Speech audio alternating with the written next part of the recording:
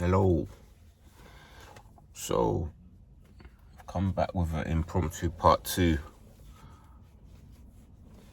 More people looked at that video than what I usually get. So thank you for that. It helps get the message out. And also it just proves to me that what we already know, one, these people, they all do the same thing. The D, he can't create. He's got no fresh ideas. They all got the same playbook, the D's playbook, coffee table book that he gave them when they came onto this planet to kill, steal, and destroy. Same playbook, they all do the same thing. And also, this is confirmation to anyone watching this video that you're not the only one going through this treatment, and you probably are someone that's highly influential, someone that's anointed, who's got God's hand, God's favor over their life, someone who tends to excel in whatever they put their hand to, and they don't try too hard to do things, and they always are revered in their field. My videos, and for people that are going through this, because the thing about hate, the thing about jealousy, the thing about envy, is that it a lot of time comes from people that actually really do like us, and they are become obsessed with us. They like us so much that they end up disliking us because they can't do what we can do, and we have something they can't have. And what is interesting about, not interesting, but it's peculiar about this kind of pathology and the way these things work, is that, let's say, chosen people, empathic people, will tend to be empaths. We tend to be people that are highly intuitive and highly sensitive.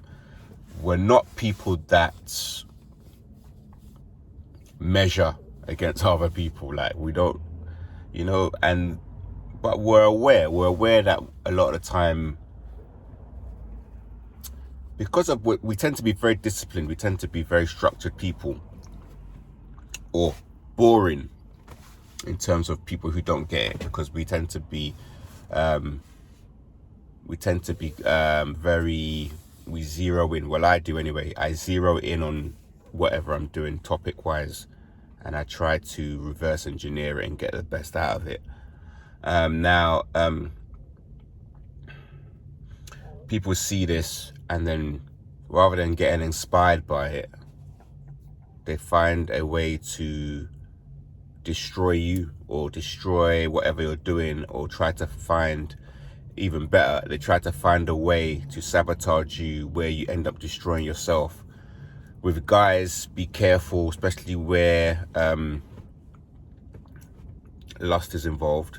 I say guys because that's my experience on this planet, in this reality.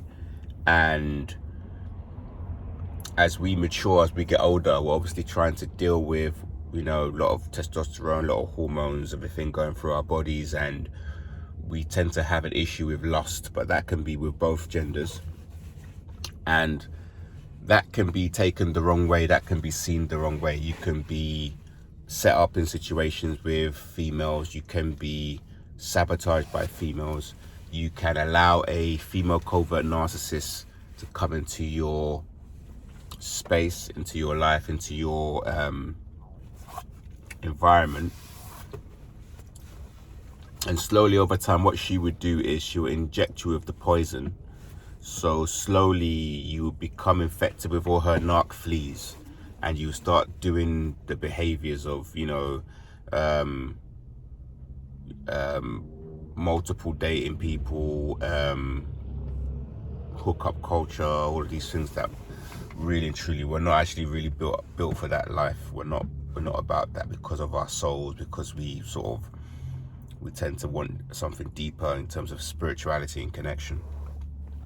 Now, speaking on the topic of being rejected by the Jezebel spirit,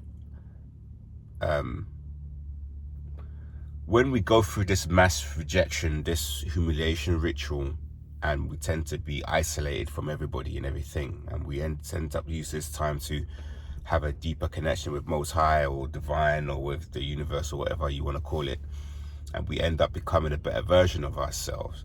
But what you have to bear in mind is that rejection is put there to sort of make us double guess ourselves, because when we double guess ourselves, when we gaslight ourselves, we start thinking, oh, maybe it's true, maybe we are the problem. And in some cases we are the problem. Sometimes we have to actually look at ourselves and say, I did wrong here, this was my fault. I chose that friend group, I chose that partner, I stayed in that relationship longer than I did, than I should have done. I put myself in a scenario where I was hanging out with low vibrational people who think they are cool, but they're not cool just because they're sitting around or hanging out, consuming alcohol, and doing low vibrational things, multiple partners here and there, bouncing around, and maybe they have like a certain style or certain hobbies, like maybe, you know, going to museum, whatever it may be, liking wine, whatever it may be, and you're in that group and you start behaving like these people in this group when actually you're nothing like this group. And then, you know, you being around them, they can feel that you're not like them because you're not there gossiping, you're not there, you know, negative, you're not there wanting to always escape with them. And then they now turn on you and you become the victim of people trying to sleep with your girlfriend or your boyfriend, people trying to set traps for you, people trying to expose you, people filming you, people gang stalking you, people destroying your things. Every time when you find out something, they want to find it and use it and take credit for what you found. So all of these things will happen. Now, in terms of being rejected by the Jezebel spirit, I said in the last part, it is God's protection. And whatever rejection you're going through, I can tell you I've been through most of them. I'm still going through them now. I've not seen a lot of what's been said about me in the group that I was in, but I can feel it in terms of not being invited to places, not being booked for shows, funny looks, people that I've used for my old life, either ignoring me, laughing at me, whatever they do to me, which is actually laughable because those people are in the vast majority energy vampires and narcissists. So you're being rejected by low vibrational lizard people, shapeshifters, destiny swappers, shame dumpers, blame shifters, all of the things you can think. Highly narcissistic, you know, people who have no empathy, they have no feeling for other people. They're literally all about the ego, all about the image and looking good to the internet or clout or whatever. So you're not actually losing anything from being rejected by these people. It's made you look at yourself and what part did you play in these things? How can you improve yourself, get away from them, and go like no contact with, you know, even if it's family members or life situations, jobs. You know, I'm going through this a lot of the time. When you go into you can do job hopping. You go into a new job, the job people see that you're someone who does things a certain way. They start sabotaging your work. They start putting you in groups with people that they know you will not get along with. Your supervisors discouraging you. When you find something and you fix it, they might say it doesn't matter who did that, but obviously it does matter, because if there's a colleague who's making mistakes and you're constantly fixing it and you're not getting any credit for it, and they're not getting the training they need, but they want it to be like that, so you're doing extra, not being remunerated, or you're not being paid for it. So all these things are there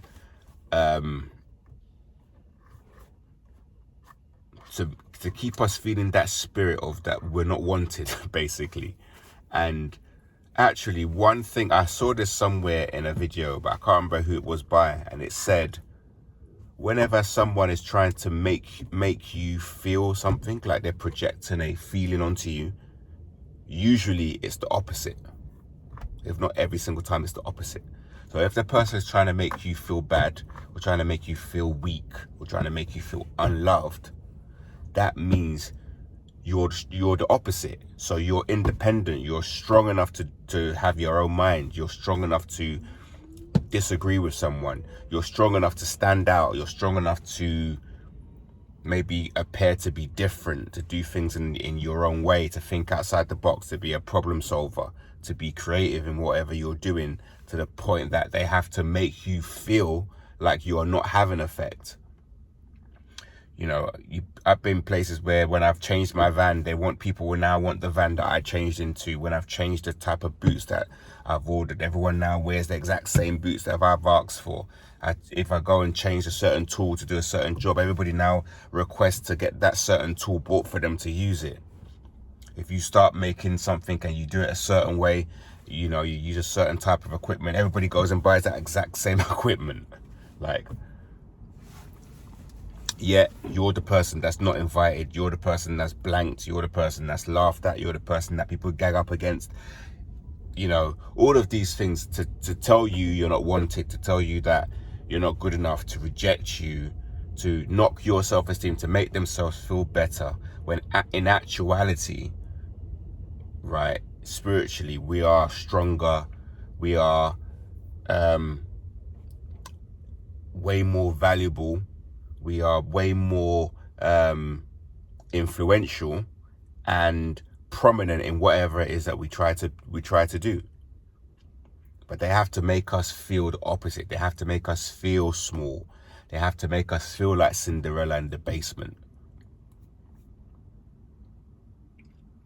It's important that you have a good relationship with yourself, with your own self-image, which is someone who is very important, someone who is important to Most High, someone who can make a difference to their own life and has to keep being the leader that you are. Keep trying, keep coming back, keep recreating yourself.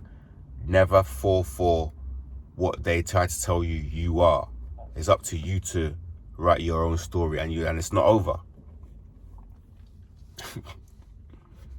Someone said that to me once. I was talking about narcissistic friend group, but he was like, it's not over, it's never over. It's never over. I see some of them even in my gym, you know, and I look and, you know, they will do this whole thing of I have to ignore you, and you just look at the quality of, you can look at someone's like their health markers and just straight away know, like the way someone is looking physically, the type of how their form is doing their exercise, their skin, their eyes, you know, their hair. Everything is really like brittle and worn out, falling out, not replenished. I watched another video where a person was talking about 2 different rooms, and one room was an empath's room and one room was a narcissist's room. And the empath's room was like massive ceilings with lights and, you know, big windows, natural light with lots of plants. And the narcissist energy vampire room was like the plants were all dead. It had like pizza boxes all over the place. Windows was not working, were closed in with black mold. Aircon not working. Everything was all stale. Everything was dead. And empath was bright, with lots of air and incense and nice things smelling and clean linen, clean sheets.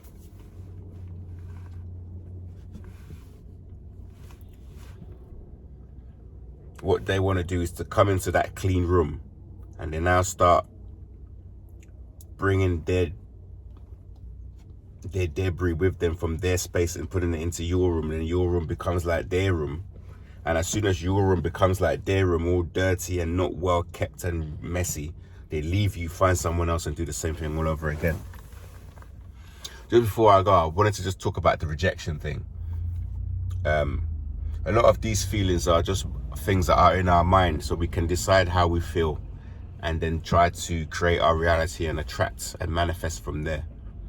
Remember that I've been rejected even down to like, you know, publicly, by people I don't know, by people I used to know. I've been rejected even whilst, you know, in uncompromised situations with people where it seems like it's going one way, and right at the last minute, because maybe I was of my excitement or whatever, they turned around and rejected me. And it was perfect. It was like for the best. It could just be for something in business or whatever, social setting. It doesn't really matter what the rejection was. At the end of the day, you know, you can't lose what's not for you, one. And two, in the end, you will always get better. You'd always find something, you know, better house, better job, better friend group, you know, better scenario, better situation than where you are. So try not to dwell on when you've lost, or this feeling of loss, losing something, or being rejected by people that can't actually offer you anything, don't care about you, don't like you, and just want to use you for your energy, for your light, for your gifts, which are made for you. And in the end, they'll just throw you away on the side of the road and get someone new anyway. So you haven't actually lost anything.